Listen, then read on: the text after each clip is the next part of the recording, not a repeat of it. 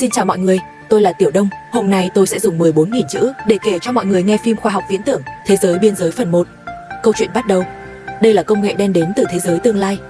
Con người chỉ cần mang theo thiết bị đặc biệt là có thể xuyên không đến thế giới tương lai và còn có thể di chuyển đến các mốc thời gian khác nhau.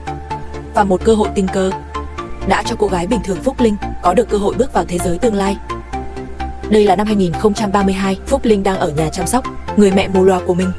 Tình trạng sức khỏe của mẹ không tốt, cần phải dùng thuốc giảm đau quanh năm để giảm bớt bệnh tình. Loại thuốc này có giá rất đắt. Nhưng khi Phúc Linh mở lọ thuốc, lại phát hiện thiếu mất một viên. Cô lập tức tìm anh trai Bá Đôn đang chơi game, hỏi xem có phải anh lấy thuốc đi đổi tiền không. Anh trai của Phúc Linh vừa giải ngũ từ đặc chủng, về nhà chỉ suốt ngày chui trong xe nhà di động chơi game, kiếm tiền bằng cách chơi game thuê và hẹn hò. Nhìn cô em gái đang tức giận, Bá Đôn hỏi ngược lại, em coi anh là người thế nào? Anh có phải là người sẽ đem sức khỏe của mẹ ra đùa giỡn không? Nhưng Phúc Linh đến đúng lúc. Bá Đôn gặp một nhiệm vụ chơi hộ khó, cần Phúc Linh giúp vượt ải để lấy tiền công. Thì ra anh em Phúc Linh đều là những người cuồng game thực tế ảo, và trình độ chơi game của Phúc Linh còn cao hơn Bá Đôn rất nhiều. Chỉ thấy cô đeo kính thực tế ảo vào, nhanh chóng tìm ra chìa khóa vượt ải. Tình huống khiến các game thủ khác đau đầu.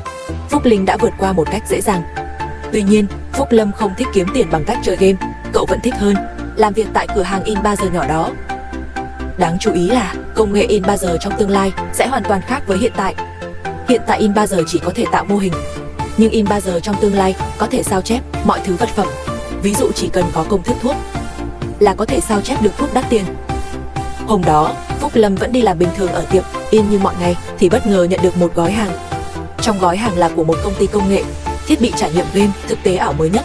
Họ hy vọng anh trai của Phúc Lâm có thể tham gia thử nghiệm nội bộ game. Sau khi thử nghiệm kết thúc, công ty sẽ trả một khoản hoa hồng không nhỏ. Phúc Lâm thắc mắc hỏi anh trai, tại sao công ty lại tìm đến anh làm người thử nghiệm game lần này? Bá Đốn giải thích, vì trong một game cực kỳ khó, anh đã lọt vào top 100 bảng xếp hạng người chơi. Nhưng thực ra, việc lọt vào bảng xếp hạng game đó cũng nhờ có sự giúp đỡ của Phúc Lâm.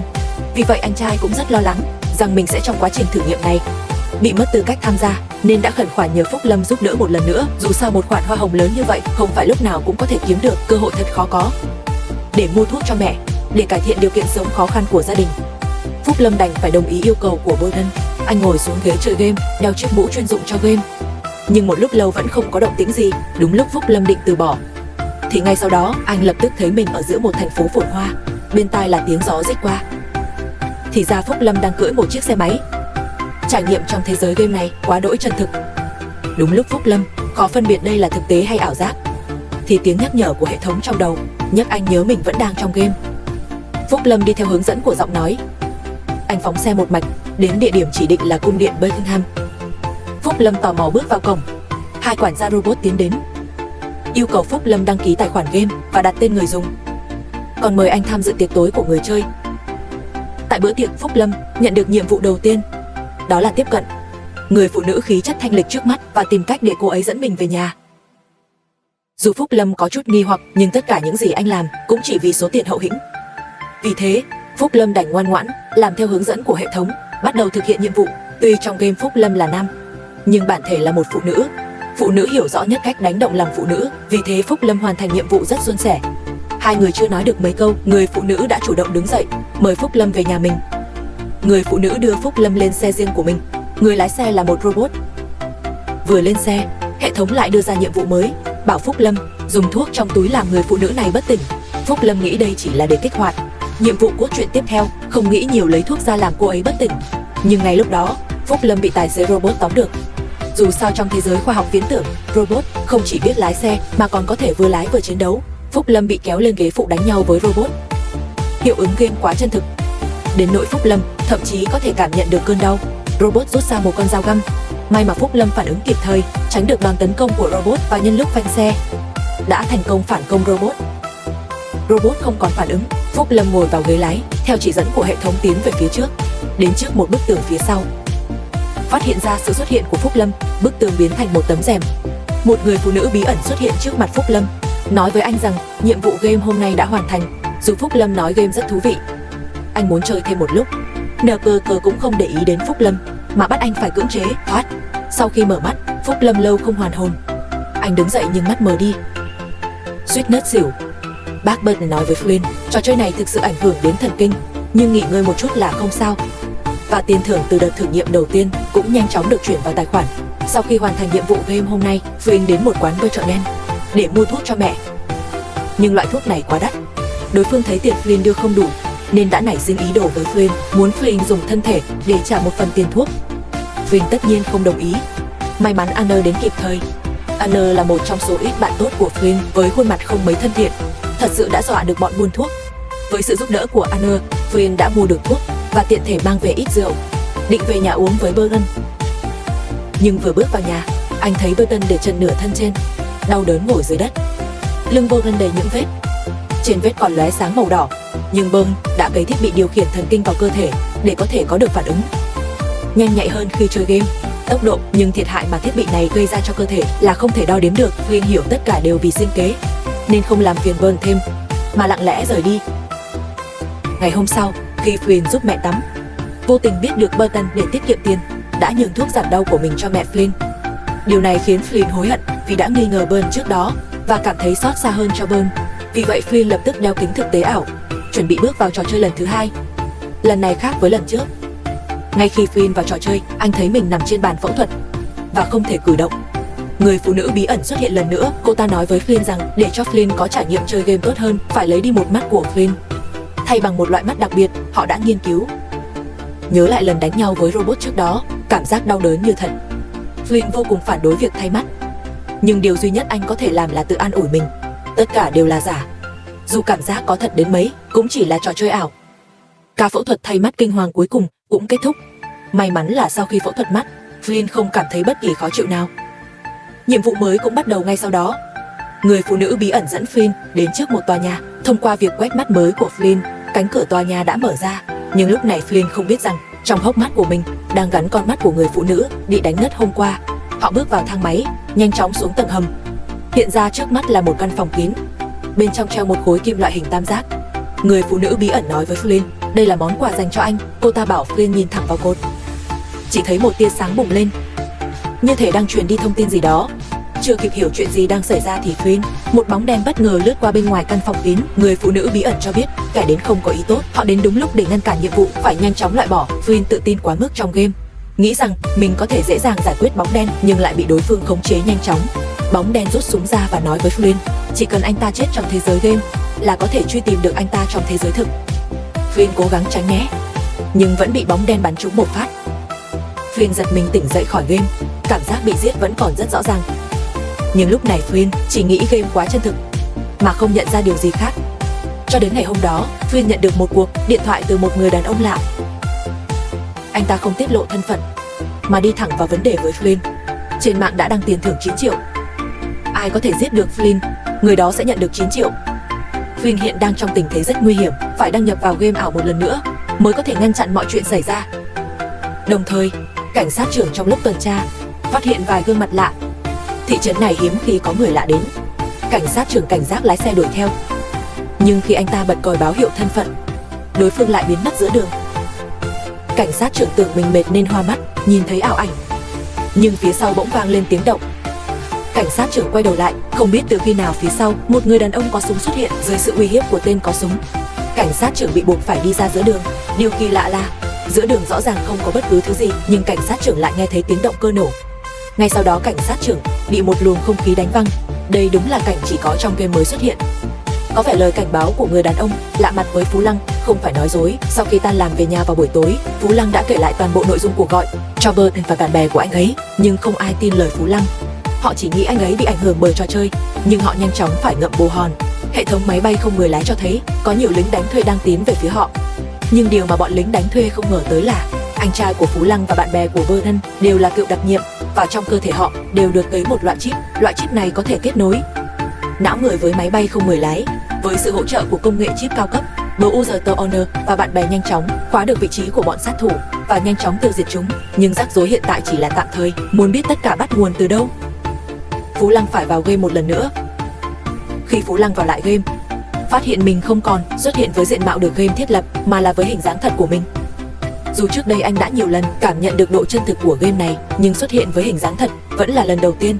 Lần này Phú Lăng lại gặp một NPC mới là Weir, và Weir chính là người đã gọi điện cho Phú Lăng. Phúc Lâm hỏi Uy Nhĩ Đặc về cuộc gọi đó. Có phải là dịch vụ hậu mãi của game không? Làm sao họ có thể liên lạc được với bản thân trong thế giới thực? Uy Nhĩ Đặc nói với Phúc Lâm, thực ra đây không phải là game ảo, mà là thế giới tương lai cách đây 70 năm. Và lý do anh ta gấp rút liên lạc với Phúc Lâm là để tìm người phụ nữ bí ẩn đã đưa Phúc Lâm vào game. Tuy nói là thế giới tương lai, nhưng nó khác với du hành thời gian. Thể xác của Phúc Lâm vẫn ở thế giới thực. Chỉ là ý thức của anh thông qua thiết bị game du hành đến thế giới tương lai. Đây là một công nghệ tương lai, gọi là lượng tử tùy xuyên. Để chứng minh những điều mình nói, Uy Nhĩ Đặc lấy ra một tờ báo từ thế giới tương lai. Trong mục cáo phó xuất hiện bức ảnh của mẹ Phúc Lâm. Báo cáo cho thấy mẹ của Phúc Lâm chết vì u não, nhưng ở thế giới tương lai đã nghiên cứu ra thuốc có thể chữa trị căn bệnh này, và Uy Nhĩ Đặc đã thông qua phương pháp đặc biệt chuyển loại thuốc này đến thế giới thực của Phúc Lâm. Chưa kịp hỏi thêm gì, anh lại bị buộc thoát game. Mỗi lần thoát game, Phúc Lâm đều cảm thấy chóng mặt. Triệu chứng này ngày càng rõ rệt. Nhưng lúc này điều quan trọng hơn là tờ hời gợi ý của Uy Nhĩ Đặc trong game đi tìm loại thuốc đặc biệt đó. Sau khi được mẹ đồng ý, Phúc Lâm đã tiêm thuốc này cho mẹ và kể cho bá đốn về thế giới tương lai. Đáng tiếc lần này Bờn vẫn không dễ dàng tin tưởng. Mặt khác, khi cảnh sát đang tuần tra, thông qua một tách cà phê lơ lửng giữa không trung, họ phát hiện ra một chiếc xe kỳ lạ. Bên trong xe có một nút bấm, khi nhấn vào có thể chọn cho xe tàng hình hoặc hiện hình. Rõ ràng đây là của những kẻ đến ám sát Phủ Lăng. Những tên lính đánh thuê đã sử dụng chiếc xe đặc biệt này, nhưng giờ đây bọn lính đánh thuê đã trở thành xác chết. Thuốc đặc hiệu mà Uy đưa cho Flynn nhanh chóng phát huy tác dụng. Tình trạng sức khỏe của mẹ đã có sự cải thiện rõ rệt, thậm chí đôi mắt mù lòa cũng đã sáng trở lại. Bữa ưng cuối cùng cũng vào lúc này bắt đầu dần tin vào những lời Flynn nói. Và để biết thêm sự thật, Flynn lại một lần nữa vào game. Lần này anh xuất hiện trong một biệt thự sang trọng. Chủ nhân của biệt thự tên là Lev. Flynn biết được từ anh ta người phụ nữ bí ẩn đã dẫn đường cho mình tên là Alia. Lev vẫn luôn tìm kiếm cô ấy. Khi biết Phủ Lăng đã gặp Alia, anh ta mới nhờ Will liên lạc với Phủ Lăng để tìm hiểu tình hình. Trong lúc trò chuyện trong bữa tối, Phủ Lăng còn quen biết thêm hai người nữa. Họ đều là vệ sĩ của Lev. Người thích nghịch hoa cỏ tên là Son, người có hình xăm bướm sau lưng tên là A. Còn về hóa thân của Phủ Lăng trong thế giới này được gọi là Thạch Tiêm Trang.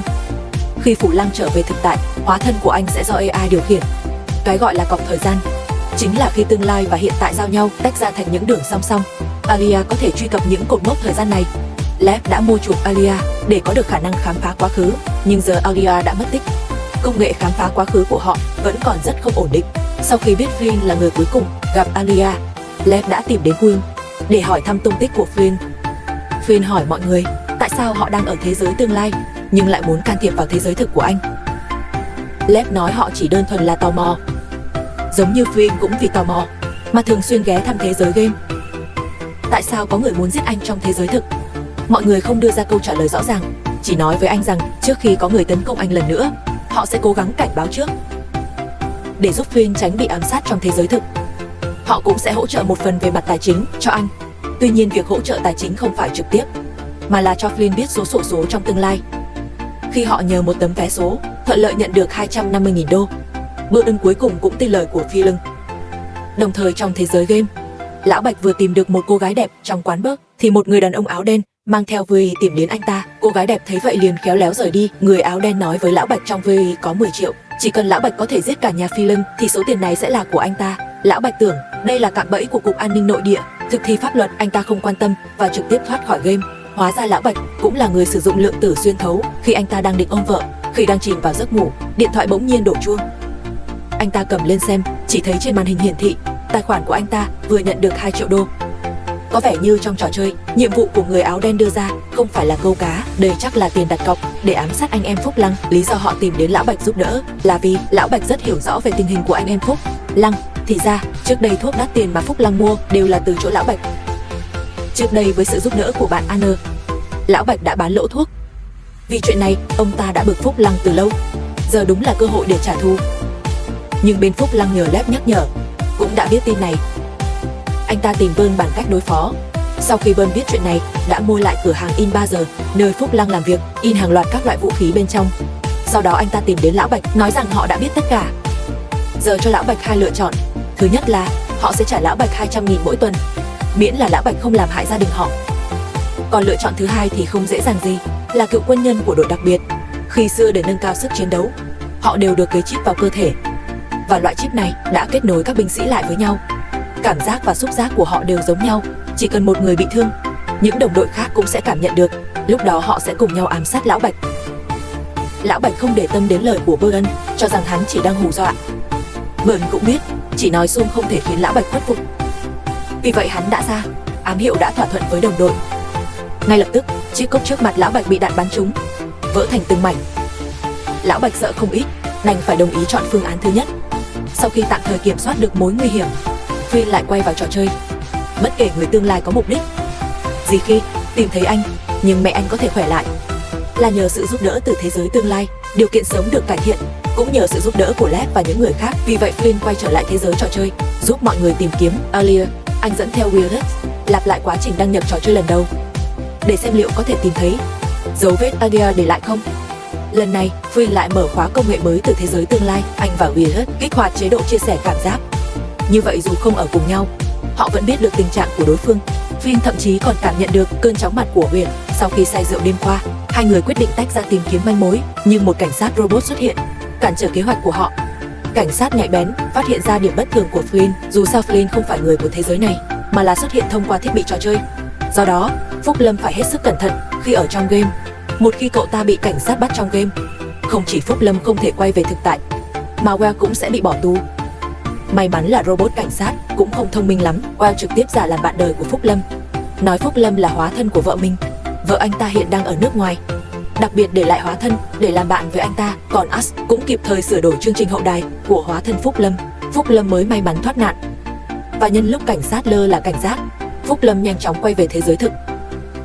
Đồng thời, trong thế giới tương lai, nữ thủ lĩnh của viện nghiên cứu đang cùng một sát thủ nhìn xuống London. Hiệu suất làm việc của sát thủ khiến nữ thủ lĩnh rất không hài lòng. Chỉ thấy tay cô ta khẽ vẫy, mặt đất lập tức hóa thành bụi bay theo gió. Nếu rơi từ độ cao này xuống, sẽ biến thành một đống bùn nhão. Nhưng nữ thủ lĩnh lại có thể đứng trên không trung. Rõ ràng đây lại là một công nghệ đen từ tương lai. Ngay cả sát thủ cũng phải ngây người. Lão Bạch nhanh chóng nhận được 200.000 từ Byrne, nhưng thời gian trước hai anh em họ mua thuốc còn phải mặc cả. Sao bây giờ đột nhiên lại giàu có thế? Lão Bạch cảm thấy chắc chắn có liên quan đến trò chơi đó, nhưng ông ta không hỏi nhiều, định tự mình quan sát từ từ. Còn bên Quang nhận được một manh mối mới. Alia trước khi mất tích đã để lại một câu đố, chỉ cần giải được câu đố sẽ tìm được nơi cô ấy ẩn náu. Đáp án của câu đố này lại là nhà của Phúc Lâm. Khi biết đáp án, Phúc Lâm đã nhận ra điều gì đó. Họ lái xe suốt đêm đến chỗ Phúc Lâm, lần đầu thực hiện bức tường phía sau nơi họ từng đi qua trong nhiệm vụ game. Phúc Lâm dùng giọng nói của mình để mở khóa bức tường. Hai người xuyên qua bức tường thấy bên trong hỗn loạn, dường như đã trải qua một trận chiến lớn, có vẻ đã có người đến đây rồi. Họ tiếp tục đi về phía trước, bước vào một căn phòng. Đây là nơi Phúc Lâm từng cắt bỏ nhãn cầu. Trên sàn có một hóa thân đã ngừng hoạt động từ lâu. Phúc Lâm còn phát hiện một mô hình thu nhỏ. Cảnh vật và nhân vật trong mô hình chính là gia đình và thế giới của Phúc Lâm. Có vẻ Ái Lệ Đa đã theo dõi anh từ lâu. Uy Nhĩ Đặc cũng tìm thấy một bộ phận cấy ghép đã được đóng gói, chắc hẳn đây là manh mối Ái Lệ Đa để lại.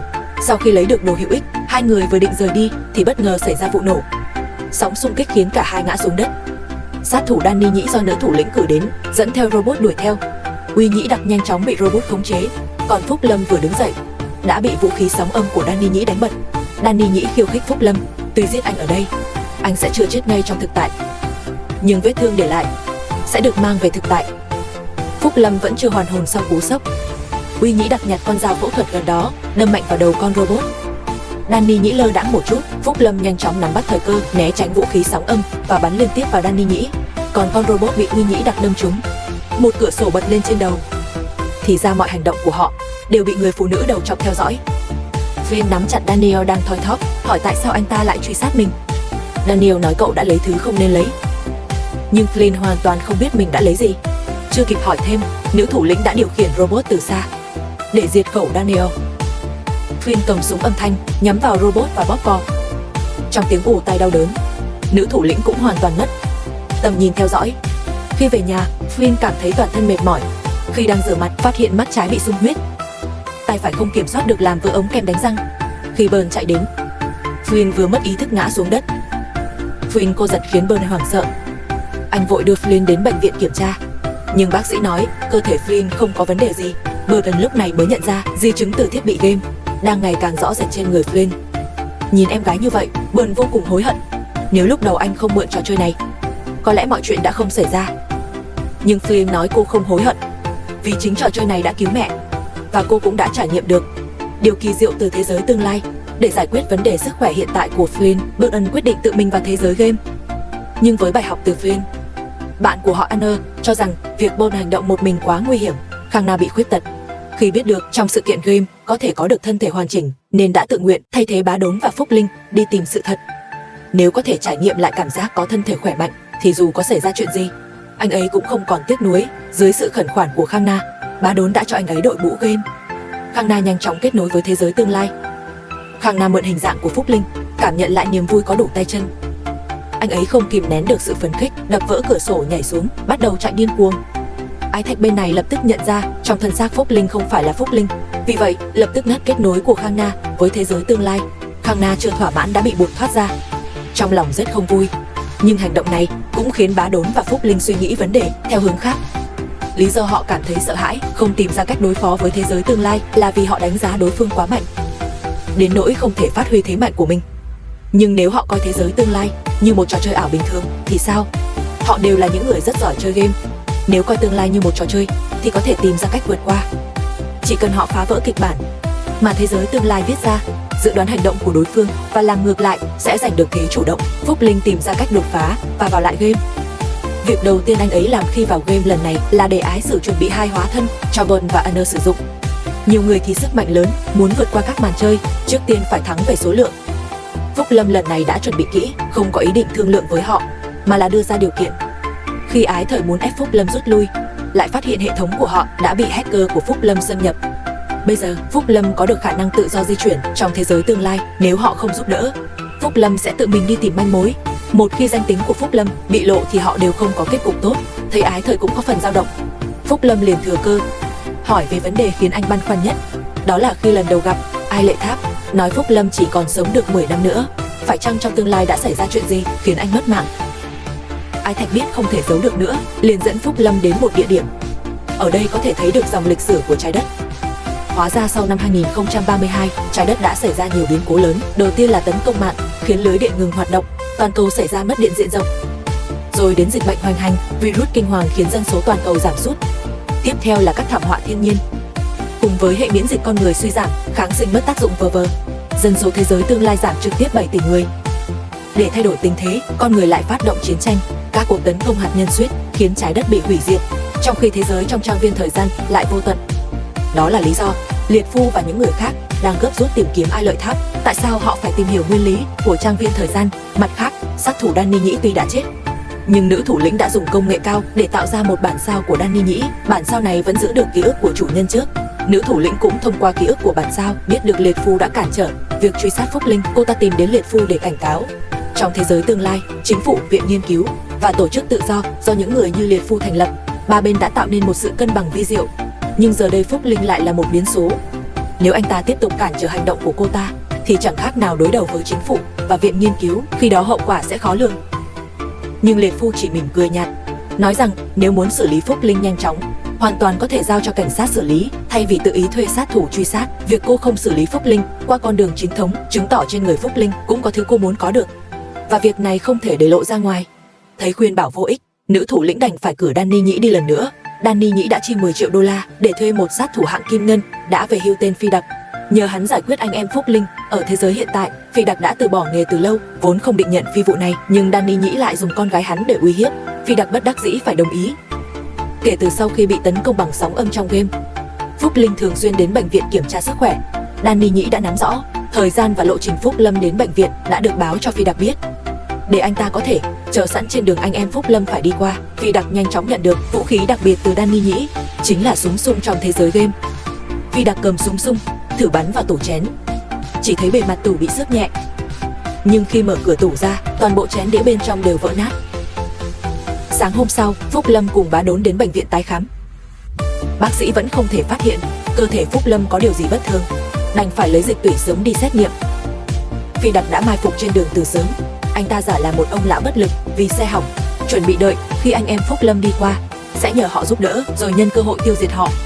Nhưng trong lúc Phi Đặc kiên nhẫn chờ đợi, bạn thân của Phúc Lâm tình cờ đi ngang qua. Cô ấy là người nhiệt tình. Khi biết xe của Phi Đặc bị hỏng và đang đợi thợ sửa đến, cô ấy với suy nghĩ không để ông lão bị thợ sửa chặt chém, chủ động xuống xe giúp đỡ. Phi Đặc càng từ chối, cô ấy càng hăng hái muốn thể hiện khả năng sửa chữa của mình. Đúng lúc đó, anh em Phúc Lâm cuối cùng cũng lái xe qua. Phi Đặc lập tức đeo lên vẻ mặt giả tạo, cầm súng xung từ từ tiến về phía họ. Tiếc là Phúc Lâm trong trận chiến trước đã từng thấy sức mạnh của súng xung. Khi thấy vật trong tay Phi Đặc, anh ta lập tức nhận ra đây là sát thủ được gửi đến từ thế giới tương lai. Finn bảo Burn bắn Pete, nhưng Burn không kịp phản ứng. May mắn là Finn đã kéo Burn tránh được đòn tấn công sóng âm. Burn chậm chạp đạp chân ga, nhưng bạn thân của Flynn đang đứng ngay phía trước. Để tránh đụng bạn thân, họ đã đâm vào mặt cầu. Dây an toàn của Flynn bị kẹt. Để kéo dài thời gian, Burn mở cửa ghế lái, rút súng tấn công Pete. Nhưng đối phương đã chuẩn bị sẵn sàng, đạn của Burn chỉ trúng áo giáp của Pete. Trong tình thế ngàn cân treo sợi tóc, Flynn đạp ga lùi xe. Nhưng lúc Pete né tránh, đã cởi được dây an toàn. Bạn thân cũng phản ứng rất nhanh. Sau khi nhận ra Pete không phải người thường, lập tức rút súng Giáng sinh ngắm bắn Pete. Không ngờ lại bị bạn thân tập kích. Pete lập tức nằm xuống giả chết, định chờ lúc bạn thân không để ý sẽ nổ súng phản công. Tiếc là màn giả chết của anh ta bị bạn thân nhận ra. Bạn thân nói nếu anh còn giở trò thì phát đạn tiếp theo sẽ bắn thẳng vào đầu. Giữ được mạng là may. Pete đành phải tạm thời đầu hàng. Cảnh sát Tom nhanh chóng đến xử lý tình huống hỗn loạn này. Anh ta bắt giữ Pete, nhưng trong quá trình đưa đến nơi giam giữ, nhìn qua gương chiếu hậu thấy trên mặt Pete luôn nở nụ cười quái dị. Tom có chút căng thẳng, trong lòng có linh cảm không hay. Quả nhiên, giây tiếp theo xe cảnh sát của anh ta bị rào chắn vô hình cản lại. Xe bị rào chắn đâm văng ra xa, vài vòng xe đè Tom và Pete xuống dưới. Trong tình trạng mơ hồ, Tom thấy Pete bị người ta mang đi. Sau vụ ám sát Pete này, bạn thân cũng bị cuốn vào cuộc xung đột. Nếu Phúc Lăng và những người khác không hành động nhanh, những người xung quanh họ sẽ bị liên lụy ngày càng nhiều. May mắn là bây giờ Phúc Lăng đã nắm được khả năng sử dụng lượng tử Tuy Xuyên. Anh trực tiếp đến trụ sở viện nghiên cứu, định tự mình cảnh cáo những kẻ đang truy sát mình. Khi biết Phúc Lăng đến viện nghiên cứu, nữ thủ lĩnh đích thân tiếp đón. Phúc Lăng hỏi đối phương tại sao lại truy sát mình. Bản thân mình chỉ là một hóa thân bị Aria lợi dụng. Nữ thủ lĩnh tuân theo nguyên tắc để Phúc Lăng chết một cách rõ ràng, đã nói cho anh biết tất cả sự thật. Khi Phúc Lăng thay nhãn cầu đã bị chiếu tia laser. Lúc đó Alia nói đây là món quà cô ấy tặng cho Phúc Lăng. Hóa ra chính ca phẫu thuật thay nhãn cầu đó đã cho phép Phúc Lăng thông qua nhãn cầu đặc biệt lấy đi dữ liệu quan trọng nhất của viện nghiên cứu. Những dữ liệu này liên quan mật thiết đến thời gian trang. Một khi công bố ra bên ngoài, viện nghiên cứu sẽ hoàn toàn sụp đổ. Từ những dữ liệu đó có thể tạo ra bất kỳ thời gian trang nào. Quân đội chú ý đến công nghệ này nên đã thông qua chip thần kinh truyền về thời điểm trong quá khứ và cấy chip vào cơ thể người dân thường. Những con chip này có thể nâng cao khả năng chiến đấu, cũng có thể kiểm soát cảm xúc của mọi người. Chính là loại chip được cài đặt trong cơ thể Burn. Khi công nghệ thời gian trang hoàn thiện, loại chip này sẽ được cấy rộng rãi. Những người chưa cấy chip có thể kiểm soát nhân loại thông qua chip, nắm cả thế giới trong tay mình. Phúc Lâm cảm thấy khó tin. Họ đã tốn công sức như vậy chỉ để thỏa mãn lòng tham của mình, khiến bản thân vô cớ bị cuốn vào rắc rối. Sau khi giải thích ngọn ngành, nữ thủ lĩnh tấn công Phúc Lâm. Nhưng với tư cách là một nữ hiệp có hào quang nhân vật chính, Phúc Lâm nhanh chóng phản công nữ thủ lĩnh và vặn gãy cổ của nữ thủ lĩnh. Mặc dù Phúc Lâm cũng biết người đến gặp mình chỉ là hóa thân của nữ thủ lĩnh, nhưng khi hóa thân bị thương, bản thể cũng bị thương. Chắc hẳn đòn chí mạng này cũng làm giảm sức chiến đấu của nữ thủ lĩnh. Càng quen thuộc với thế giới tương lai, Phúc Lâm phát hiện điều kỳ lạ. Xung quanh mình tuy có nhiều người qua lại, nhưng những người này dường như cố tình giữ khoảng cách với mình. Will nói với Phúc Lâm, tờ hờ giới tương lai sau khi trải qua nhiều thảm họa lớn, dân số giảm mạnh, công cuộc tái thiết vẫn chưa hoàn thành. Phúc Lâm hiện tại có thể thấy thành phố lộng lẫy chỉ vì viện nghiên cứu để tự lừa dối mình đã thiết kế phần mềm tăng cường thị giác, khiến thế giới trong mắt mọi người trông không đến nỗi tệ. Để tìm dữ liệu mà Alia đã giấu, khôi phục trật tự thế giới tương lai, bảo vệ an toàn thực tại, Phúc Lâm quyết định nghiên cứu hóa thân bỏ đi trong phòng phẫu thuật. Will thông qua hóa thân tìm hiểu phía sau, người điều khiển hóa thân này là một cặp vợ chồng chủ tiệm thịt. Phúc Lâm lấy cớ nâng cấp cơ thể đã thành công xâm nhập vào xưởng của họ. Người đàn ông hỏi Phúc Lâm muốn nâng cấp bộ phận nào. Phúc Lâm nói anh muốn thay một con mắt người thật. Người đàn ông lập tức nhận ra thân phận của Phúc Lâm. Sau khi nhận ra kẻ đến không có ý tốt, vợ chồng họ lập tức chộp lấy vũ khí và đánh nhau với Phúc Lâm, nhưng họ đã thất bại trước hào quang của nhân vật chính. Người đàn ông thảm hại bị Phúc Lâm trói vào ghế, sợ hãi đến mức liên tục van xin, nói rằng mình chỉ làm việc vì tiền, không biết gì khác cả. Mặt khác, ở thế giới thực, cảnh sát Tom trong lúc áp giải tù nhân đã gặp sự cố, tù nhân đã trốn thoát, còn anh thì bị thương nặng. Vì vậy cục trưởng đã cho Tom nghỉ phép, nhưng Tom lại chú ý đến một điểm đáng sợ. Đó là vào ngày anh gặp tai nạn, tuy không thấy ai đã đưa Peter đi, nhưng anh đã thấy đôi giày của kẻ bí ẩn đó. Và bây giờ, cục trưởng đang đi một đôi giày y hệt. Nếu đây là trùng hợp, thì quá trùng hợp.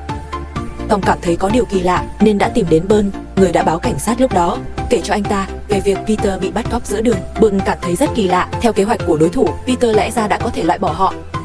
Nhưng họ không ngờ được, Peter lại công khai rút vũ khí như vậy. Càng không ngờ bạn thân lại tình cờ đi qua, giúp đỡ, nên việc báo cảnh sát cũng là chuyện bất ngờ.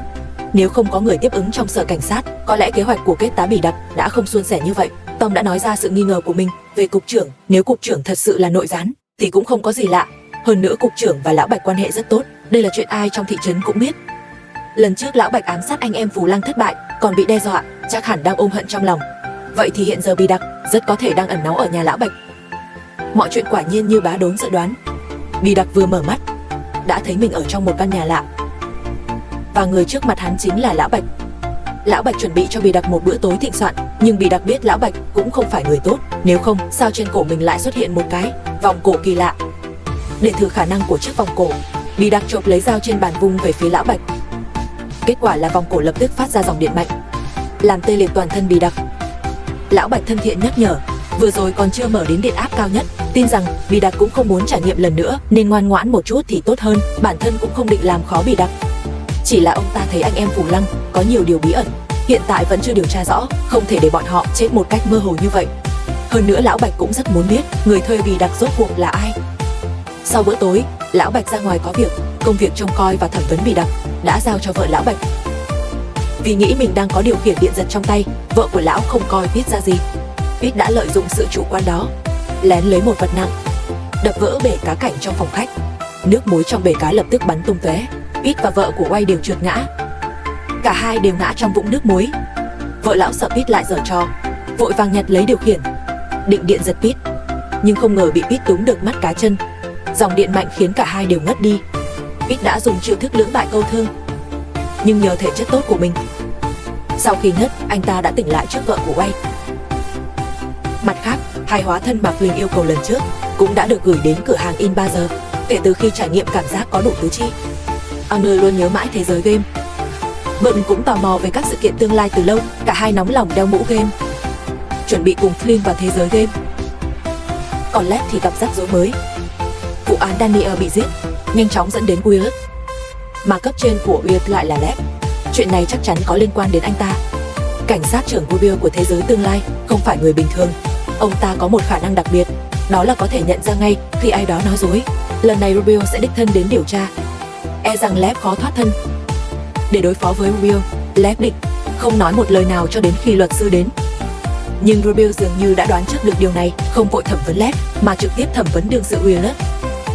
Nếu Weird không chịu nói, thì tiếp theo Robo sẽ điều tra triệt để, không chỉ riêng vụ án này. Led có la lịch không trong sạch, hắn cũng sợ Robo nắm được thêm thóp, đành phải kể lại việc liên kết với Phúc Linh và sự việc hóa thân từ đầu đến cuối cho Robo nghe. Nhưng Robo lại yêu cầu gặp Phúc Linh. Đúng lúc thích hợp, nhóm của Phúc Linh vừa đến nơi này. Thấy Phúc Linh đến, Robo chủ động tiến lên, rất thân thiện bắt tay Phúc Linh và nói rõ mục đích của mình.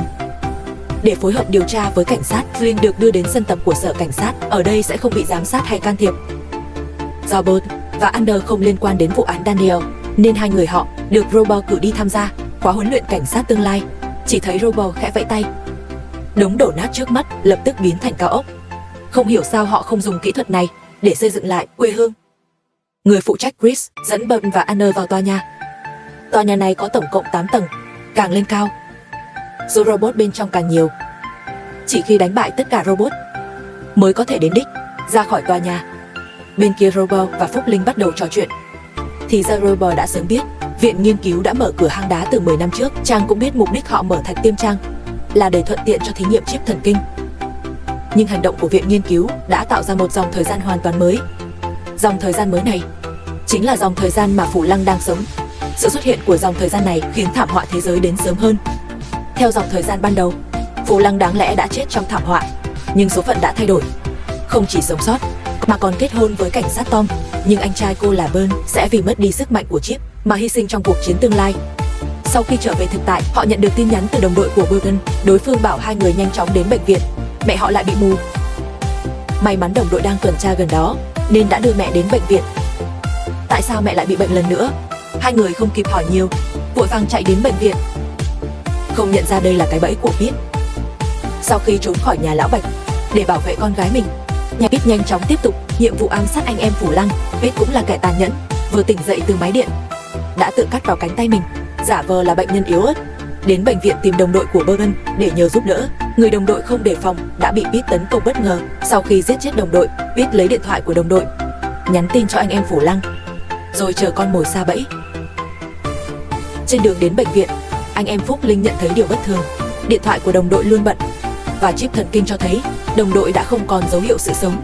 Vì vậy khi đến bệnh viện, họ không vội vã đi vào, mà sử dụng thiết bị nhiệt để lắp súng bắn tỉa.